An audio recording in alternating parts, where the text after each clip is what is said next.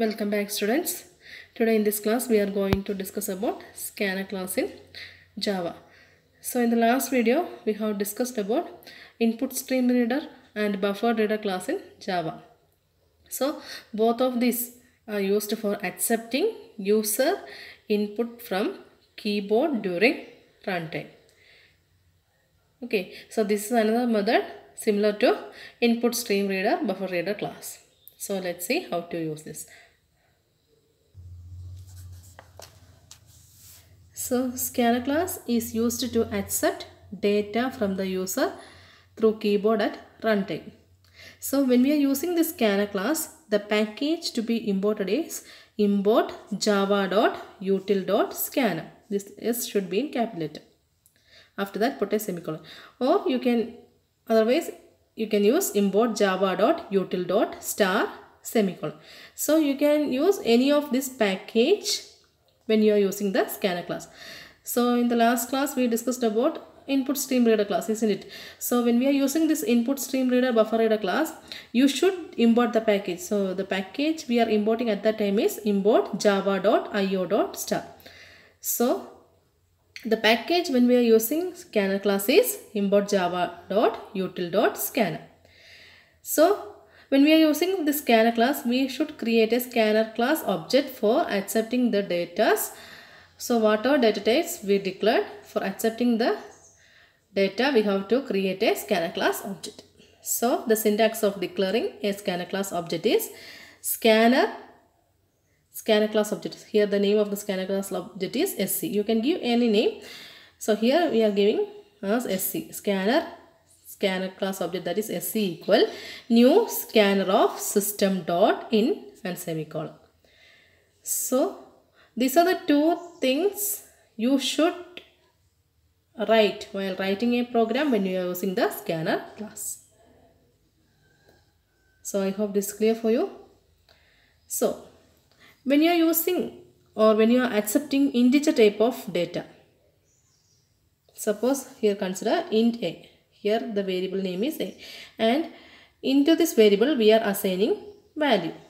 So at which time we are assigning values? So after writing the entire program and after compiling it, we will get the terminal window, isn't it? That is the output window will be get. So in that stage we are passing value to the variables. So the method for accepting integer type of data is, that is, variable name equal to scanner class object dot method name. So here in order to accept integer data, the method we should use is, that is, data type variable name equal scanner class object dot method name. So the data type here we are using is int and the variable name is a, equal to then which is scanner class object sc dot, and when we are using this integer type data, the method to be adopted is nestindof. Here you can see that this nestindof is a one word and this I should be in capital letter, and after this particular word you should use a open and close parenthesis because it's a method or function. So we will study about function in our upcoming classes. Okay, I hope this is clear for you. So when we are using this integer type, the method to be used is sc.nestindof. Similarly, for float values, if you are accepting a float value, that is float f equal sc.nestFloatOf. This nestFloatOf is a one word. Here this f should be in capital letter, and after that open a close parenthesis out here. So next one is long. For accepting long data type, that is long a equal sc.nestLongOf. Here L should be in capital letter. And for double data type, double a equal sc.nestDoubleOf.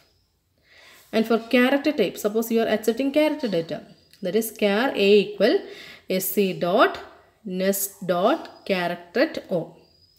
This nest method is for accepting string values. So anyway character belongs to a string type, isn't it? So we should use this method. We should adopt this method sc.nest.character at 0. We have already studied about this character, isn't it? It's a string function. Next one is string type.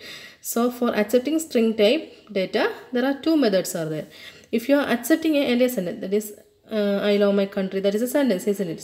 Suppose you are entering a sentence, then the method to be adopted is string a equal se dot next line of. This L should be in capital letter. Suppose you are accepting a single word, then the format is string a equal se dot next of. So instead of that, if you are using next line of, then there won't be any problem occurs during writing this program. So when you are using this string type, you can use next line of method. It's a better option. So for accepting a sentence, don't use this method. For accepting a last sentence, that is a sentence, you should use next line of method. For accepting a word, you can use next line of. So for accepting word also, you can use this next line of. I hope it's clear for you. So there are two methods are there for string data type. Similarly for Boolean type, the same method will be adopted. I hope it's clear for you.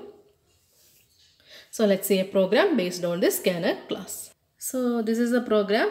So here this program is for accepting name and age of a student and to print the name and age using scanner class. So let's start this program. So when we are using the scanner class, the package to be imported is import java.util.scanner or import java.util.star semicolon. Then class name. The name of the class is sample. Then opening of class. Then write our main method. Public static void main string of arguments. And after that open the main method. So here the opening are done by using the curly brackets. Okay. So since we are using the scanner class, you should use the scanner class statement first. That is after the main method. So the first printing statement is system.out.println enter the name. This is a prompting message for the user. So to which variable we are accepting the name here? Since name is of string type, declare the data type string name equal. Since it is of string type, we can use the method se dot next line of. Since we are using scanner class, that is scanner class object dot method. So here we have declared the data type along with the variable name after the prompting message. This is also right. If you are declaring the variables after the main method, both are right. You can use any method according to you. Both are right. Here also you can declare string name. So if you are declaring string name int age over here before the scanner class statement or after scanner class statement, then here there is no need for declaring the data type at that time. So since we didn't declare our data types or variables for the program after the main method, so along with the variable declaration we can declare the data type. This is also right. This is also one more method. So next one, what is the next thing? We want to enter a prompting message for entering the age. That is system.out.println enter your age. So since you know that age is of integer type, that is int age equal.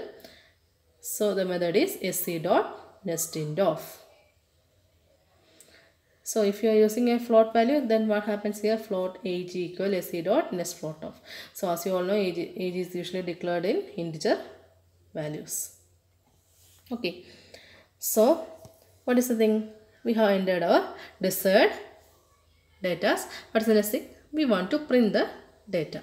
So next is printing message. That is again you have to use system.out.println. Then this is name. Then a colon. Here before the word we have used double quotes and after it, after the colon we have closed it. Double quotes will be closed. Then plus name. So whatever value we entered, that will be stored in the variable name.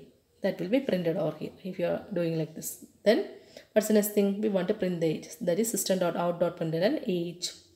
Then plus age. Then close the main, close the class. So while writing this program, don't forget to write the comments. Here I didn't mention any comments over here. So when you people are writing the program, you should write the comments. So here you can declare the comment as scanner class statement. Declaration of scanner class statement. After this statement, you can give the comment. So all these things you people know. Then this is close of main method, closing of class. So when after writing this program, what we are doing, the next thing is compiling of program. So all these things we studied in the last year, 8th standard itself, isn't it? How to run the program or how to compile the program.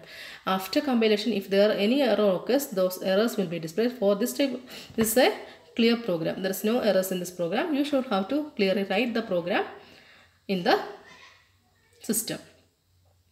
So after compiling, if the program is a success, then you have to compile it. Isn't it? Compilation happens, then no errors occurs, then you will get the terminal window. Output window will be appeared. So in the output window, the first thing, the message comes as enter name, because this is a message we have entered first, enter name. So you people have to enter the name. Here I have entered Anu. Then after this word, then another message comes. This our next message will be displayed. That is enter your age. Then you have to enter the age. So after entering this, you will get the output as like this. Name, that is whatever we have printed over here, that is name. So whatever value we assign to name, that is Anu, that is displayed. Then after that age comes, that whatever age entered, that will be displayed near to age. So this is the output for this program. So this is a way of accepting data through keyboard at runtime by using scanner class. So you people can use either input stream reader class or scanner class for inputting the data. So if the program in the board exam, if they are specially mentioning scanner class, you have to use scanner class. If they are mentioning IO class, then you have to use input stream reader class for writing the program. So next thing is, after writing the program and after writing the output, the most important thing is you should write the data description table. So data description table consists mainly three things, that is variable name, data type and purpose or use. So whatever variables we declared in this program, that should be written over this table, that is name and age. So data type of name is string, data type of age is int. So for what purpose you are using name? To store the name. Age, to store the age. So this is simple, very simple, isn't it?